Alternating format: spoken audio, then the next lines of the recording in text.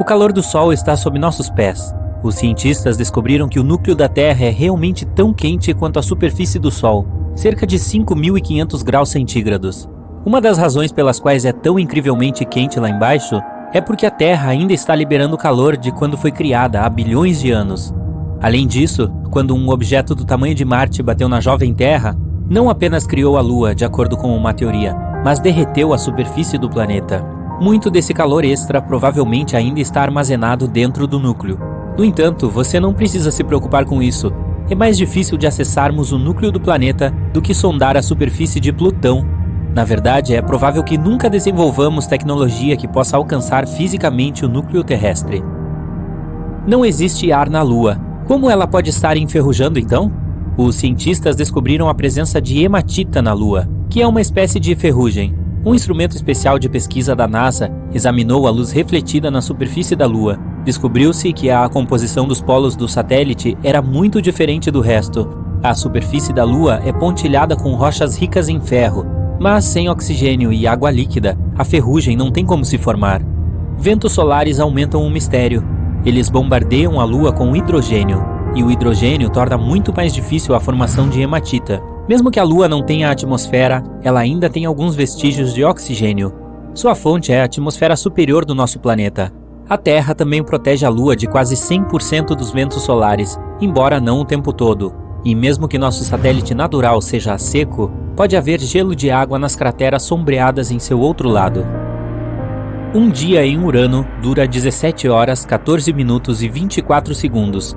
Mas veja, o planeta tem uma inclinação de cerca de 98 graus, e isso faz com que uma temporada no gigante gasoso dure 21 anos terrestres. Marte tem duas luas, Phobos e Deimos.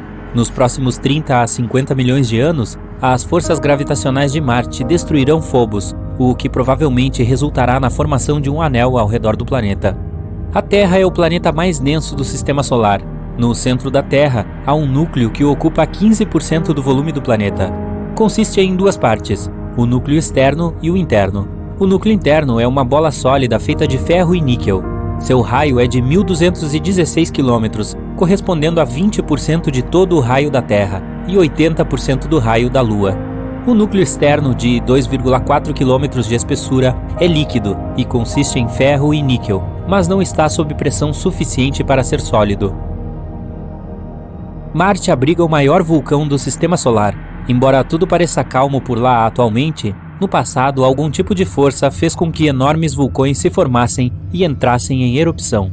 Um desses vulcões é o Monte Olimpo. Tem 25,8 km de altura, que é a altura de 3 Montes Everest, 598 km de diâmetro, fazendo com que seja do tamanho do Arizona. O vulcão atingiu um tamanho tão gigantesco devido à fraca gravidade em Marte e à falta de movimento de placa tectônica. A gravidade não é a mesma em todos os lugares. As rochas, metais e outros minerais e substâncias que compõem o planeta são grudados no solo com mais força em certos lugares do que em outros. Isso tem consequências surpreendentes. A gravidade varia um pouco dependendo de onde você está. Você pesa 0,5% a menos em pé no Equador do que nos polos. Na maioria dos casos, essa é uma diferença de menos de 450 gramas. A altitude também gera algum efeito. Então, se você estivesse no topo do Monte Everest, também pesaria um pouco menos. Só não olhe para baixo. O ser vivo mais resistente da Terra é tão pequeno que você não consegue vê-lo. Os tardígrados, também conhecidos como ursos d'água, são criaturinhas fofas com 8 pernas e cabeças achatadas, com menos de 1/100º de polegada de comprimento. Apesar de sua estatura microscópica, eles podem basicamente sobreviver em qualquer lugar. Eles preferem pedaços de musgo molhado ou o fundo de um lago, mas não reclamarão se você os colocar em algum lugar realmente desconfortável. Eles podem suportar o frio e o calor extremos, sobreviver a uma pressão enorme e a alta radiação. Uma vez, alguns desses ursinhos conseguiram sobreviver desprotegidos no espaço sideral por 10 dias sem problemas. Isso é difícil. Eles lidam com todas essas coisas se enrolando em uma bola e hibernando, reduzindo sua necessidade de oxigênio e comida.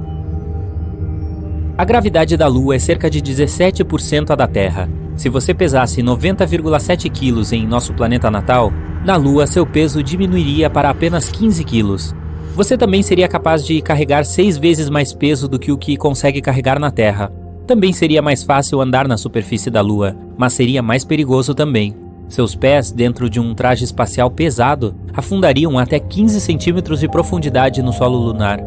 Agora, vamos imaginar que você decidiu ignorar o tedioso processo de caminhar e saiu pulando pelo ar. Provavelmente você perderia o controle de seus pulos rapidamente. Além disso, a superfície da Lua está repleta de crateras profundas. Seria uma façanha evitar todas elas. Você pode ver eclipses solares porque, embora a Lua seja 400 vezes menor que o Sol, ela também está 400 vezes mais próxima da Terra. Então é perfeitamente capaz de obscurecer a estrela.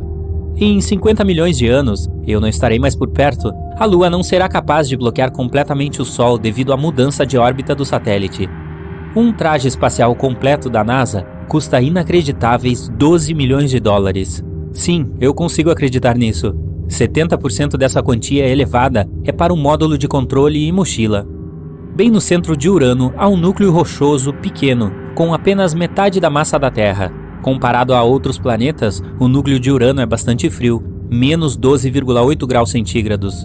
Um manto de gelo envolve o núcleo sólido, e essa é a maior parte do planeta, cerca de 80%. Também não é o tipo de gelo em que você conhece. É um fluido quente e denso feito de água, gelo de amônia e metano, às vezes referido como um oceano de água-amônia. A atmosfera de Urano é principalmente hidrogênio e hélio, mas tem sua cor azul esverdeada devido ao gás metano que absorve a luz vermelha. O oceano em Júpiter é maior que qualquer outro no sistema solar, mas ao contrário dos oceanos da Terra, não é feito de água, mas sim de hidrogênio metálico. A profundidade do oceano é de incríveis 40 quilômetros. Isso é quase o mesmo que a distância ao redor da Terra. Vênus é um campeão quando se trata de vulcões. O planeta tem cerca de 1.600 e grandes, mas não tem registros de erupções de nenhum deles. Existe um buraco negro supermassivo a 250 milhões de anos-luz de distância de nós. Ele faz o som mais profundo já detectado de qualquer objeto do universo. É 57 oitavas mais baixo do que o dó central de um piano. Isso é 1 quatrilhão de vezes mais grave do que conseguimos ouvir. Mercúrio tem alguns bilhões de anos. Em 2016, cientistas descobriram algumas anormalidades na superfície do planeta, mostrando que ele está ficando menor. Depois de mais pesquisas, eles descobriram que Mercúrio ainda não havia terminado de esfriar. Há planetas que não estão ligados a nenhuma órbita estelar e vagam sem rumo pelo espaço sideral. Entre os objetos espaciais de aparência mais espetacular estão as pulsares. Pulsares são um tipo de estrela de nêutrons. Elas disparam parte de seu material quase na velocidade da luz. Pulsares regulares giram a uma velocidade razoável, entre 1/10 e 60 vezes por segundo. Mas pulsares de milissegundos podem girar a impressionantes 700 vezes por segundo, o que é muito rápido para o olho humano processar uniformemente. À medida que giram, elas emitem um feixe de radiação de seu eixo que se parece com a luz de um farol. Os astrônomos podem notar pulsares quando elas estão voltadas para a Terra, já que do nosso planeta, elas parecem uma luz brilhando. Quando a luz brilha para outro lado, a pulsar não pode ser vista. Nosso Sol é incrivelmente enorme. Quer uma prova? 99,86% de toda a massa no sistema solar é a massa do Sol, em particular o hidrogênio e o hélio de que ele é feito. Os 0,14% restantes são principalmente a massa dos 8 planetas do sistema solar. Os anéis de Saturno são muito finos em comparação com o seu tamanho. Se você tivesse um modelo em escala do planeta com 90% de largura, os anéis seriam 10.000 vezes mais finos do que uma lâmina de barbear. Embora Vênus seja o planeta mais quente do nosso sistema solar, ele ainda tem neve, mas não é exatamente como você espera. Neva metais e chove ácido. Não é um ótimo local de férias.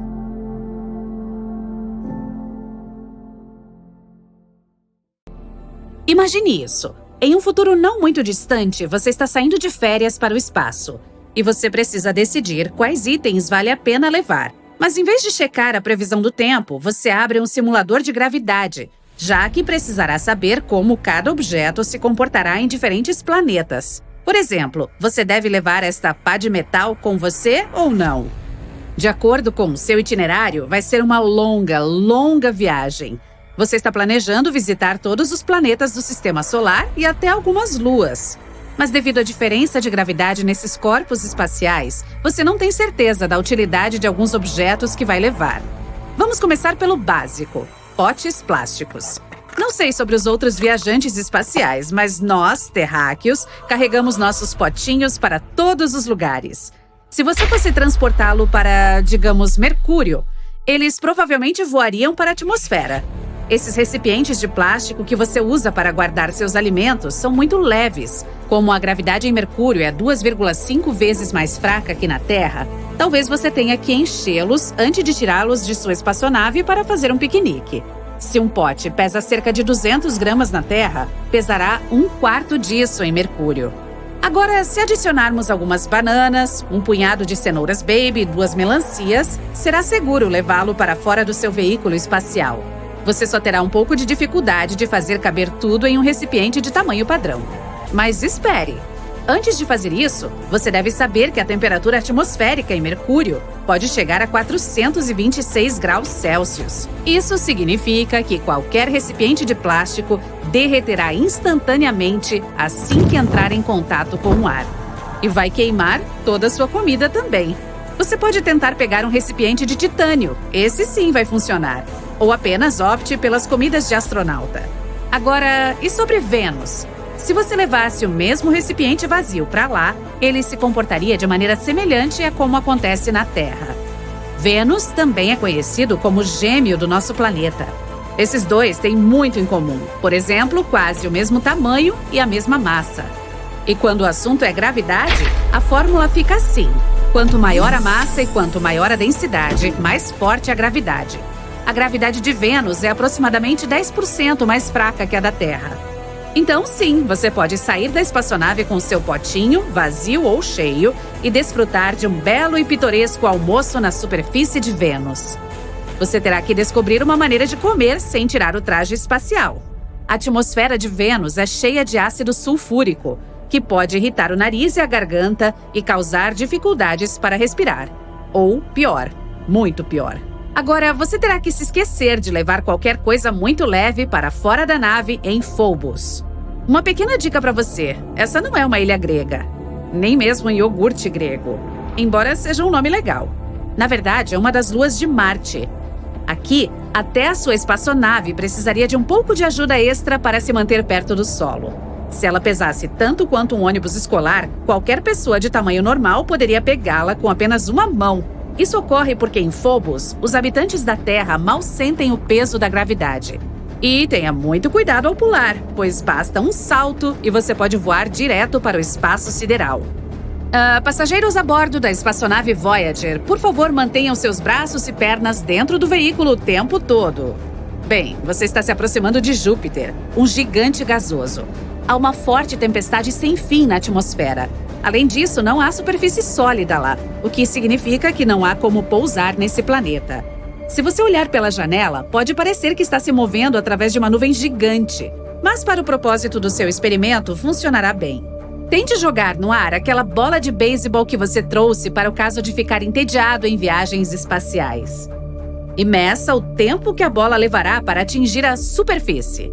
Se na Terra a bola cairá a uma velocidade de 9,8 metros por segundo, em Júpiter, a mesma bola atingirá o solo a uma velocidade 2,5 vezes maior que essa. Isso acontece porque Júpiter é mais de 10 vezes maior que a Terra e cerca de 300 vezes mais pesado que nosso planeta azul. Agora, se você mover sua espaçonave um pouco para o lado, para uma das luas de Júpiter, como Europa, a situação será completamente diferente. Jogar uma bola de beisebol no ar em Europa significa nunca mais vê-la. A gravidade lá é quase inexistente. Não apenas uma bola de beisebol, mas até uma pessoa adulta pode voar para longe a qualquer segundo.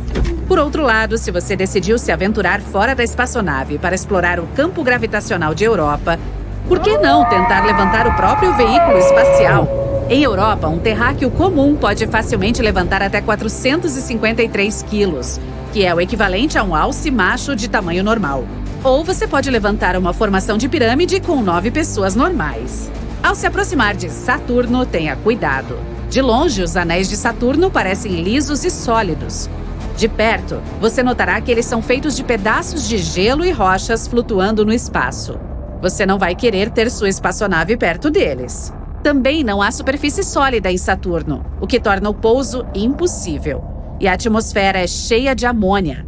Tenha em mente que é um ambiente bastante inóspito para um ser humano. Dentro da nave você encontra uma coleção de livros de ficção científica, o suficiente para encher uma estante inteira. Ao todo, eles devem pesar cerca de 180 quilos. Sim, muitos livros. E, como alguém com um superpoder, você tenta levantar mais de 90 quilos de peso de cada vez. Mas adivinhe, você falhou. A gravidade de Saturno é muito semelhante à da Terra. Caso você tenha se confundido com toda essa conversa sobre gravidade, lembre-se de que, quando estamos medindo a gravidade, estamos falando sobre o poder da força pela qual um planeta ou outro corpo espacial puxa objetos em direção ao seu centro. Então, se você precisar de ajuda para organizar essa coleção de ficção científica em ordem alfabética, peça à tripulação para mover a espaçonave para um corpo espacial vizinho com uma força gravitacional mais fraca, como Plutão. Hoje em dia, ele não é mais considerado um planeta. Apenas um planeta anão e um dos mais distantes dos corpos espaciais do Sol. Você vai precisar de um traje espacial extra quente para usar lá. Plutão é muito frio e tem uma superfície minúscula. É menor que a Lua da Terra. Mas é um ótimo lugar para testar sua força. Se na Terra é meio impossível para uma pessoa normal levantar um elefante, em Plutão você poderá pegar um bebê elefante pesando cerca de 120 quilos. Ou até mesmo um elefante de tamanho médio, que pode pesar até 907 quilos. No caminho de volta à Terra, você faz uma parada em Urano. O planeta mais frio do nosso sistema solar tem uma temperatura média de cerca de menos 212 graus Celsius. Então, se você tentar sair da espaçonave, congelará antes mesmo de dar o primeiro passo. Embora a gravidade em Urano seja bastante parecida com a da Terra, há uma coisa que é muito diferente: o tempo. Uma escapada de 2 semanas na Terra se transforma em férias de 3 anos em Urano. Quando você se cansa de planetas frios, pode viajar de volta para planetas mais quentes.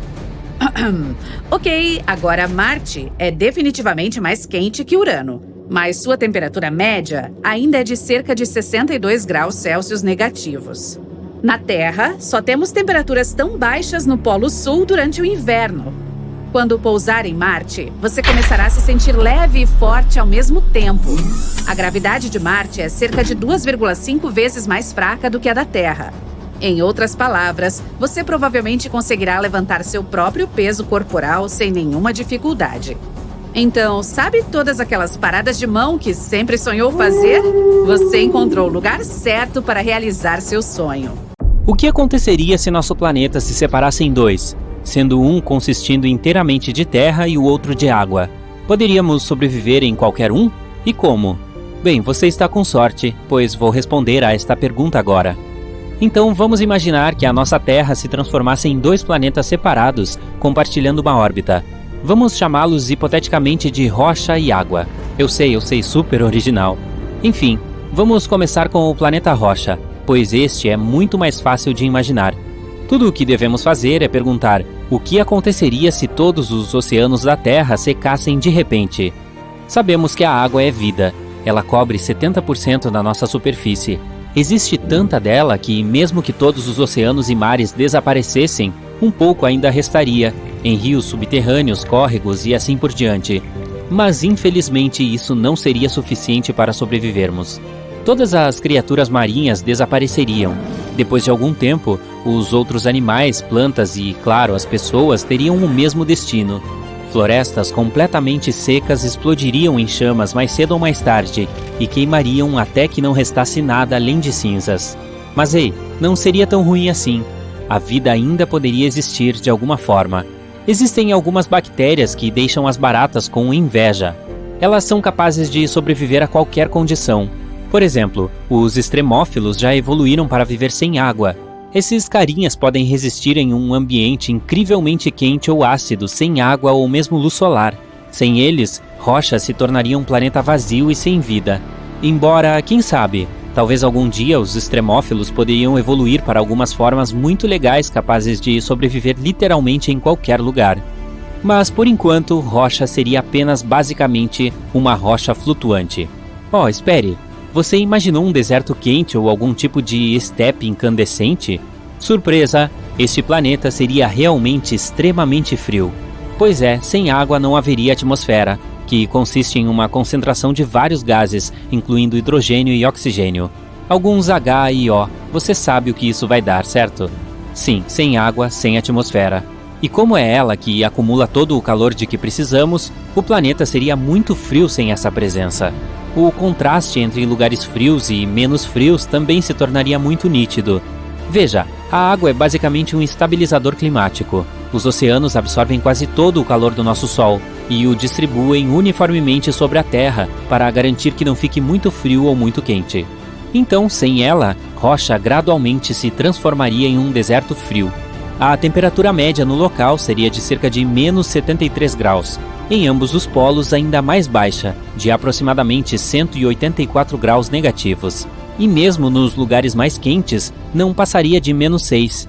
Esses lugares quentes agora seriam os antigos oceanos, pois suas profundezas secas estariam muito mais próximas do núcleo quente do planeta. Bom, espero que você também não imagine este planeta coberto de neve, né? Não teríamos água, lembra? Ele seria apenas uma rocha muito fria. Nesse ponto, seríamos apenas uma versão maior e mais marrom da Lua, que afinal é basicamente um pedaço da Terra sem água. Ei, mas e o que aconteceria com os vulcões? Eles seriam basicamente nossa última esperança de nos mantermos aquecidos, não é? Infelizmente, a atividade vulcânica iria diminuir devido à falta de água. Veja bem, os vulcões e suas erupções acontecem por causa das colisões de duas placas tectônicas, a oceânica e a continental.